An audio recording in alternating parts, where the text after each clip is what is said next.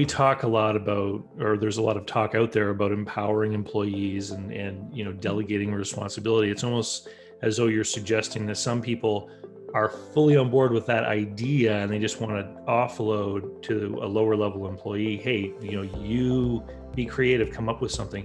Where in reality, that employee is not really that interested or qualified to be doing that. They're not qualified to do it. Yeah. You might get the odd unicorn that it's like a diamond in the rough that you discover accidentally that this person is amazing. And it's not to say that an assistant isn't amazing. I think what you got to do is, like, if you have somebody that can do that, develop process, evolve process, and execute, then I would suggest that person needs to be promoted, and you need to offload the execution and the doing of the, depends on how simple the process is, but you could probably go lower level again. So what I see in businesses often is that you have people in the US who are great, except they're using 40% of their time potentially to do stuff that is execution of process that could easily be handed over to a virtual assistant in the Philippines that works on the team as well, but just handles the execution. And this person then their skills and talents can be used to run that and manage it, evolve the process, and not get bogged down in the doing. So again, you might find someone who can do both, but should they be doing both from a cost effectivity point of view?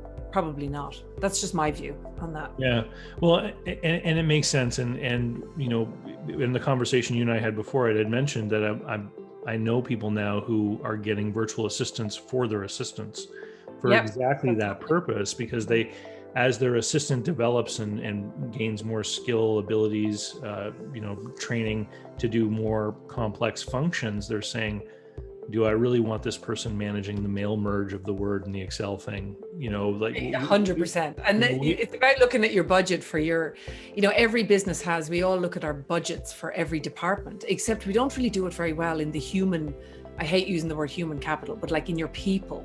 And you're sort of looking at all the hours that you're paying for. And like, if you've got someone amazing in your team who's an account manager or something, if you dive into their work, you might be paying someone $100 grand a year to do like 40% of the time could be a $10 an hour job, offshore.